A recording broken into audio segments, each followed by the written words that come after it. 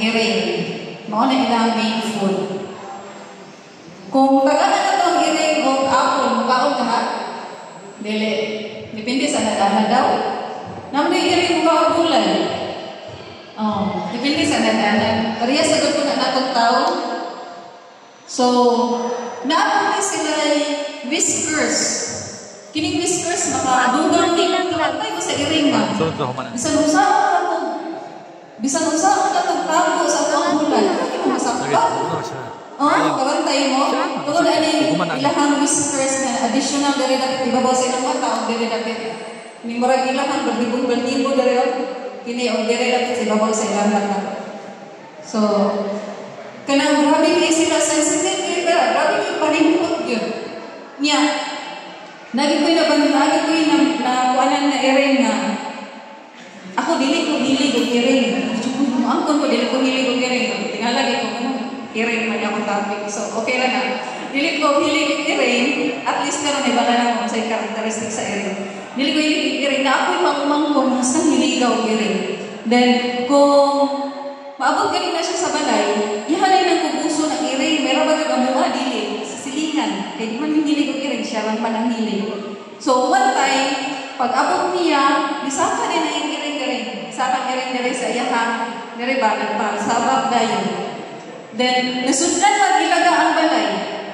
Nasudlan mag-ilaga, nabawmig ka ng, kuwan sa iring nga, sa iring nga, pasudlon kay, di ba mo dakot man ang iring ang ilaga? Gina, masulod ang iring ay. Tigot-tigot, kinabot man ako pagmangko. Yan, ipasulod ang iring. Dayon, yan iingnan nga. Pangitaan ang ilaga. Tinuod, ganahan niya ko. Ganahan, ipangita, nakitaan niya ilaga nasa bintana na marag nakuan sa screen. Marag na-trap ka sa screen, grill screen, di ba? Diha na-trap ang ilaga. So, grabe kayo ka-sensitive ang iring. Tungod ang ilang whiskers.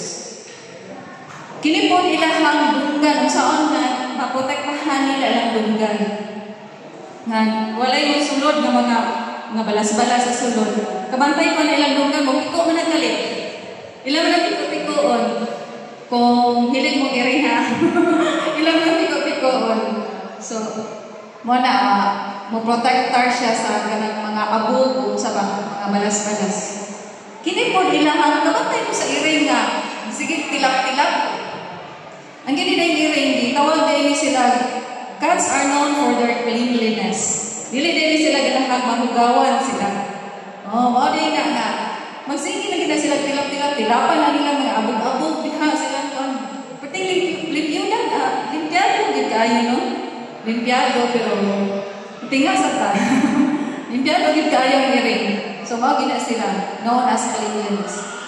Naatay upat ka klase nga domesticated cats. Iman anatomy.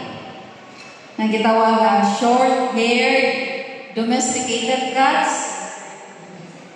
Katong mga munggo o balihibo. Napoy long hair. Katong mga tagas kay balihibo, di ba? Guwapa kay tang Then Persian. Dahil ko ng Persian, dahil ko ng Siamese. Mao ni siya mga munggo balihibo. Kasagaran, mao ni kasagaran na makita Bisaya. Di ba? Mga Bisaya ka. O sa Manila ka lang po yung Tagalog. Naman talang sa Mindanao, Bisaya. So, magaling kini sila muhang, labi na mga ilaga lagi. Grabe kini panimod jud ang mga Bisaya nga iring.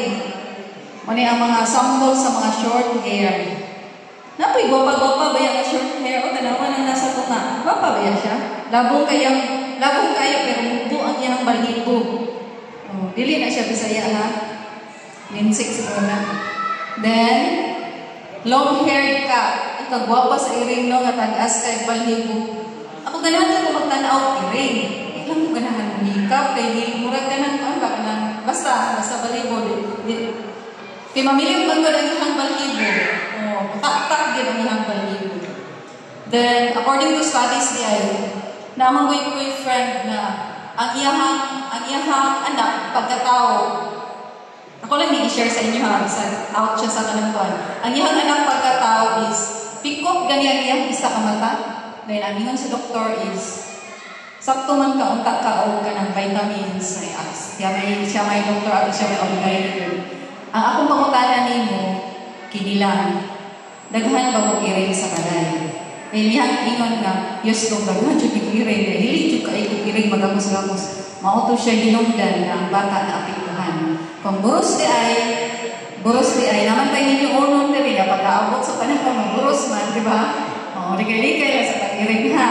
Kaya ang bata, kuan gid siya pikot gid kaya dihang mata na dili wala siya nabuka ba pikot na piyong siya na ang cause ato is ang paghibo sa iring na inhale sa mother. So balik na long haired ka, itawag siya